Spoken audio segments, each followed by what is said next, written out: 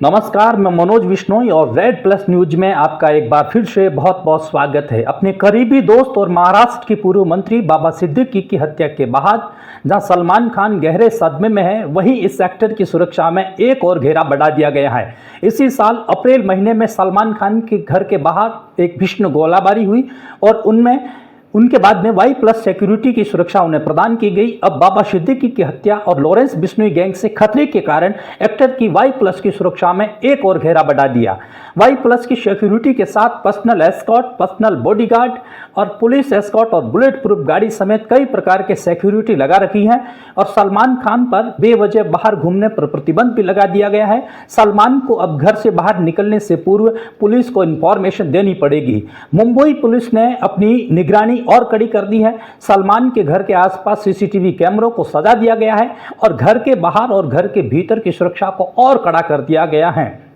घर के बाहर से संदिग्ध लोगों पर नजर रखी जा रही है। लोगों को कुछ मिनट से ज्यादा रुकने पर भी प्रतिबंध लगाया गया है। यदि कोई अति आवश्यक व्यक्ति हो तो ही उनको प्रवेश दिया जा रहा है। सलमान पर सुरक्षा के नाम सरकार द्वारा करोड़ों रुपए पानी की तरह बहाए जा रही हैं। सलमान स्वयं की सुरक्षा को लेकर के चिंतित है और यह तब हुआ जब कथित तौर पर लॉरेंस बिश्नोई की तरफ से बाबा सिद्दीकी की हत्या हुई थी या हत्या का आरोप लगा है। सलमान खान को यह कहा गया है कि अपनी सुरक्षा को लेकर के वे सतर्क रहें।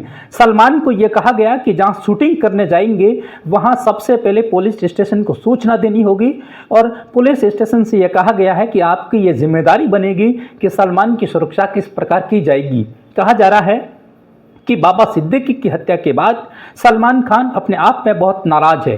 वे नहीं चाहती हैं कि ऐसी कोई घटना और हो। लॉरेंस बिश्नोई द्वारा बार बार सलमान खान को यह कहा जा रहा है कि आप मुक्ति धाम मुकाम में आकर माफी मांग लीजिएगा, आपको माफ कर दिया जाएगा। लेकिन सलमान भी इसी जिद पर अड़े हैं कि कोर्ट ने जब उनको बरी कर दिया है तो माफी किस बात की। किंतु न्याय के क्षेत्र में कोर्ट ने उनको माफ कर दिया है, बरी कर दिया है, लेकिन सलमान को इस बात का भी ध्यान रखना पड़ेगा कि बिश्नोई समाज ने उन्हें माफ नहीं किया है। दुनिया में एकमात्र ऐसा समाज जो वन्य जीवों को लेकर अपने प्राणों की न्यौछावर कर देते हैं, अपने प्राणों की आहुति दे देते हैं। दुनिया में एकमात्र ऐसा समाज जहां महिलाएं वन्य जीवों को अपने स्तनों का दुग्ध पान करवाती हैं। दुनिया का एकमात्र ऐसा समाज जो पर्यावरण के तौर पर जाना जाता है और उनके इलाके में जाने के बाद यदि आप काले हिरण का शिकार करते हैं तो कोर्ट तो आपको माफ कर सकता है, लेकिन बिश्नोई समाज आपको माफ कैसे कर सकता है, यह सलमान को बतलाना चाहिए। ऐसी परिस्थिति के भीतर आप जिद करके बैठी हैं कि हम माफी भी नहीं मांगेंगे और केवल कागजों के भरोसे अपनी धमक चौकड़ी फिल्म इंडस्ट्री के अंदर चलाएंगे, हम करेंगे वही सही है।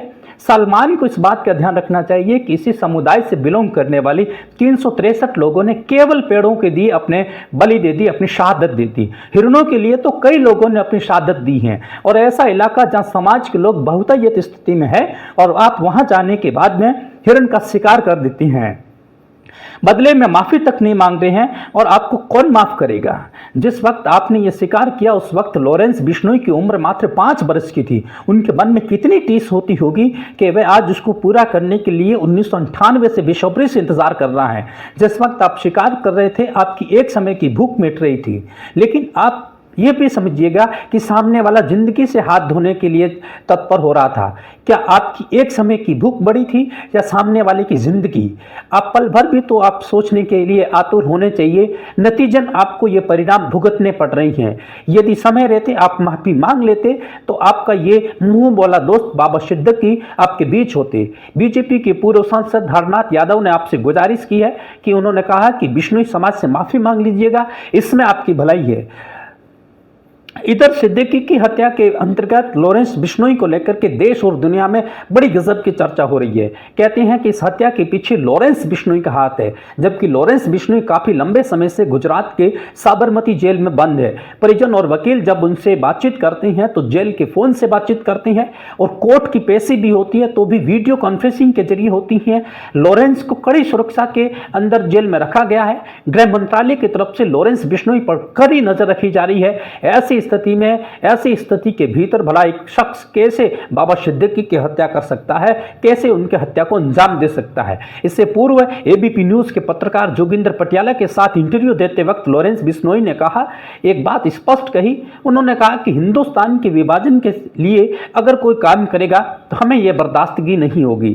कनाडा सरकार द्वारा आरोप लगाया गया कि लॉरेंस बिश्नोई ने खालिस्तानियों को खत्म करने के लिए टारगेट बना रखा है। हम लॉरेंस को बर्दाश्त नहीं करेंगे। लेकिन खालिस्तान देश में एक टेरर समूह है। हाल ही में आतंकवादी पन्नू ने ये स्वीकार किया कि कनाडा के प्रधानमंत्री के साथ मेरे रिलेशन है और मैंने इस प्रधानमंत्री की मदद से इनसे दस्तावेज लेकर के भारत के खिलाफ साजिश रची। यदि लॉरेंस खालिस्तानियों का खात्मा कर रहा है तो उसमें गलत क्या कर रहा है? लॉरेंस देश की अखंडता के बारे में बयान दे रहा है। लॉरेंस देश की सुरक्षा को लेकर खालिस्तानियों के खात्मे पर उतारू है। बावजूद इसके कहा जा रहा है कि लॉरेंस सही नहीं कर रहा है। देश हित के अंदर अगर बाबा सिद्दीकी का कोई एक भी बयान, एक भी कार्य हो तो बता दीजिएगा। बाबा सिद्दीकी का एक कार्य था कि वे बॉलीवुड के कठपुतली कलाकारों के बीच सुलह करवाने का काम करता था, दलाली का काम करता था। कथित तौर पर आरोप यह भी लगाया जा रहा है कि वे भारत की अंतर्राष्ट्रीय जांच एजेंसियों को भी प्रभावित कर रही थी। हालांकि हम इनकी पुष्टि नहीं करते, लेकिन सोशल मीडिया के प्लेटफॉर्म के माध्यम से ये मैसेज वायरल हो रहा है। कहते हैं कि बाबा सिद्दीकी की बॉलीवुड फैक्ट्री के अंदर अच्छी पहचान थी। सलमान और शाहरुख के दोस्ती करवाने के पीछे सिद्दीकी ही थे। सलमान खान के उनके रिश्ते उनकी मौत का कारण बना। यदि समय रहते सलमान माफ़ी मांग लेते तो बाबा सिद्दीकी आज हमारे बीच में होते। आज सलमान खान और लॉरेंस के बीच में ये टकराव की भविष्य की स्थिति क्या होगी कोई बतला नहीं सकता। किंतु सलमान खान बिश्नोई संप्रदाय से माफी मांग लेते तो यह मामला एकदम शांत हो सकता था। बाबा की मृत्यु के बाद महाराष्ट्र की मुख्यमंत्री लॉरेंस गैंग के खात्मे की बात करते हैं, किंतु मुख्यमंत्री को यह भी सोचना चाहिए कि यह मामला वन्य प्रेमियों से जुड़ा हुआ है।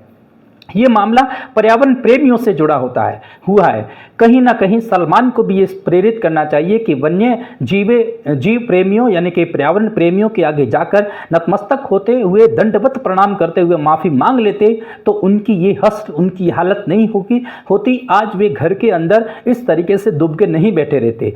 लॉरेंस बिश्नोई और सलमान खान के बीच ये टकराव न केवल एक व्यक्ति की कहानी है, बल्कि समाज के एक बड़े हिस्से की सच्चाई को भी उजागर करता है।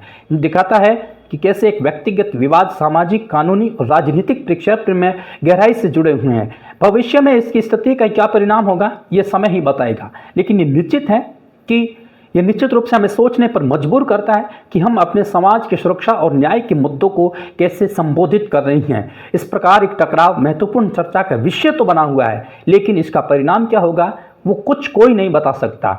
सलमान खान और लॉरेंस बिश्नोई के बीच ये स्थिति न केवल व्यक्तिगत है, बल्कि समाज के उस हिस्से को भी प्रतिनिधित्व करती है जो हमेशा न्याय और सुरक्षा की उम्मीद करता आया है। वीडियो अच्छा लगा हो तो चैनल को शेयर करें, लाइक करें, सब्सक्राइब करें, देश और दुनिया तक जरूर पहुंचाएं। बहुत बहुत शुक्रिया।